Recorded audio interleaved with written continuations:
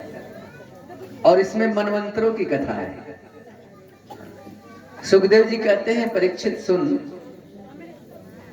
ये मनवंतर क्या है।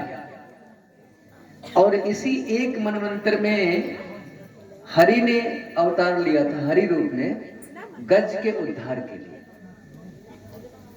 तो कहते हैं कलयुग द्वापर त्रेता सतयुग, जब एक एक हजार वर्ष व्यतीत होते हैं तो ब्रह्मा का एक दिन होता है। और ब्रह्मा के एक दिन में 14 मनवंतर, यानी मैंने कहा था 71 मनवंतर कुछ साल, उसको कोई 71 कहते हैं, कोई ये नहीं, 14 मनवंतर होते हैं। और एक मनवंतर कितना का होता है? 72, 71 चतुर्युगी का। इस तरह से ब्रह्मा के लगभग 100 वर्ष की उम्र होते हैं। अभी ब्रह्मा का 50 वर्ष निकला है, 50 बाकी है। अभी जो राजा हैं इंद्र, उनका नाम है पुरंदर, और इंद्र की जो पत्नी है उसका नाम है सची।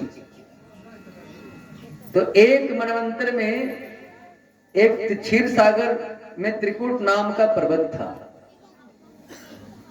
और उसमें एक गजराज रहता था, हाथी, विशाल हाथी। हथनियों का झुंड उसके पीछे पीछे चलती। शेर भी उस हाथी से डरता था। एक बार हाथी और हथनियों को गर्मी लगी, पानी पीने की इच्छा हुई, सरोवर में उतर गया। पानी पी करके प्यास बुझाई और जल क्रीड़ा करने लगा, जल विहार। पानी गंदा हो गया सरोवर का। उसमें एक मगर रहता था। मगर आके गजराज का पैर पकड़ लिया। देखो, हमारा पैर भी यदि मगर पकड़ लेता है तो हमारा लक्ष्य छूट जाता है। ये मगर से सावधान रहना, ये बड़ा खराब है। आप लोग नहीं कहते हो, हम बीए पास तो कर लेते, मगर हम बहुत बड़ा धनी आदमी तो बन जाते, मगर हम बहुत बड़ा ज्योतिषी तो बन जाते, मगर भैया मगर सबको पकड़ता है। इस मगर से जो अपना पैर छुड़ा लिया उसको जिंदाबाद हो गया। तो ये केवल गजराज की कथा नहीं है, हम सारे लोगों की कथा है। मगर पैर पकड़ लिया।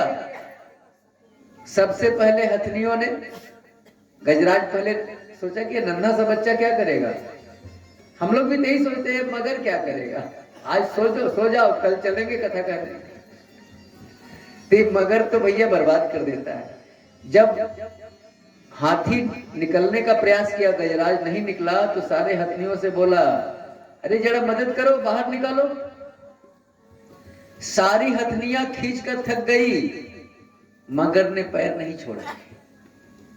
सारी हथनियां जवाब दे दी कि भैया अब तेरे चलते हम भूखे तो नहीं रहेंगे। तू मर ही रहा है तो तेरे साथ हम क्यों मरे। संसार का असली रूप गजराज के सामने आ गया कि जब मेरे पास बल था तो सारा परिवार मेरे साथ था। आज मेरा बल थक गया तो सारा परिवार हमें छोड़ के जा रहा है। अंदर वैराग्य हो गया। देखो, यही है दुनिया, इसी का नाम है माया। मां मने नहीं, या मने जो सच नहीं है लेकिन सच दिखाई पड़ता है, उसी का नाम है माया।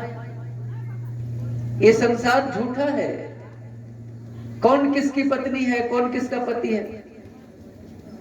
यदि होता तो साथ निभाता ना, हमारा दुख बांटता। कुछ नहीं, सब अपने कर्मों के फल को भोगने के लिए जन्म लिए हैं और तुम इसी को अपना मान लिए। कितना बड़ा धोखा हो गया। भागवत कहता है, नाना कोई रिश्ता नहीं, कोई परिवार नहीं, कोई किसी को दुख में साथ नहीं देता। सुख के सब साथी, दुख में ना कोई। दुख आता है तो सारे लोग छोड़ करके चले जाते हैं। पॉकेट में माल रहता है तो पता ही नहीं चलता कौन मित्र है कौन दुश्मन है। पॉकेट का माल खत्म हुआ, सच्चाई सामने आ जाती है। अब जिस पर तुझे बहुत भरोसा था वो तुझे झांकने नहीं आता है कि उसके पास जाएंगे तो मांग देगा कि 2 रुपया दो। दुख के कोई साथी नहीं परमात्मा के सिवा, तो पहले ही हम क्यों ना परमात्मा को पकड़ लें। और हृदय से पुकारा। गजराज देखा कि अब तो हम डूब जाएंगे, मगर पैर खींचता चला जा रहा था और डूबते हुए में हरि को पुकारा और हरि गरुड़ पर सवार होकर के आ गए गजराज को बचाने के लिए। जब देखा कि कमलाकांत आ रहे हैं बचाने, तो एक सूंड से कमल के पुष्प को उखाड़ा और कमलाकांत के चरणों में चढ़ा दिया। भगवान ने तुरंत उसकी सूंड पकड़ी और खींचकर बाहर निकाला। और पहले उद्धार किसका किया? मगर का। बाद में उद्धार किया गजराज का।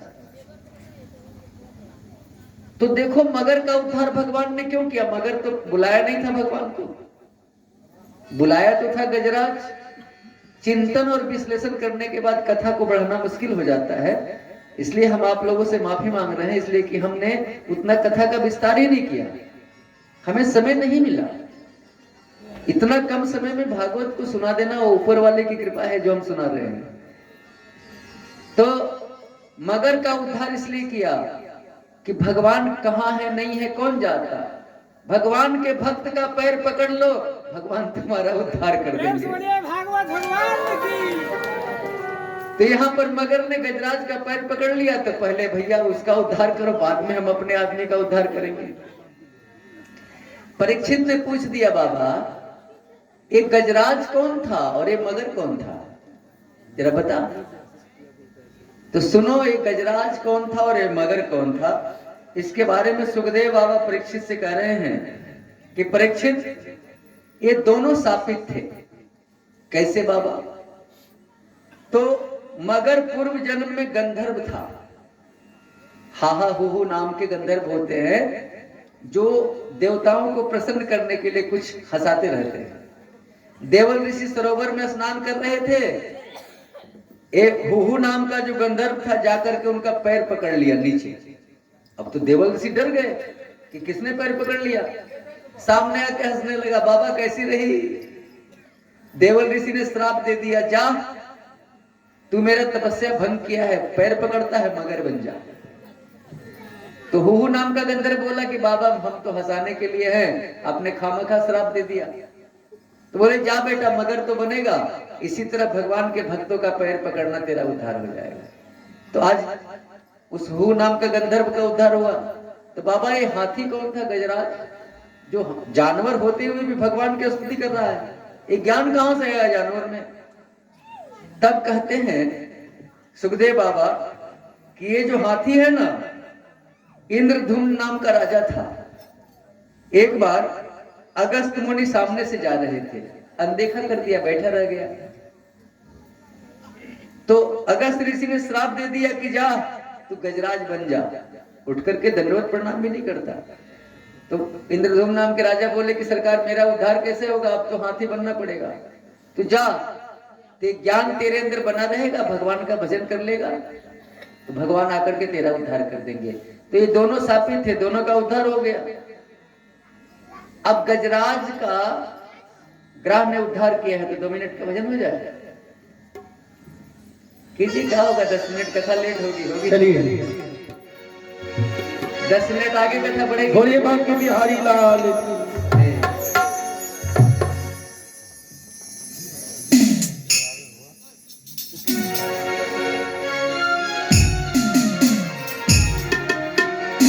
लगन तुमसे लगा बैठे जो होगा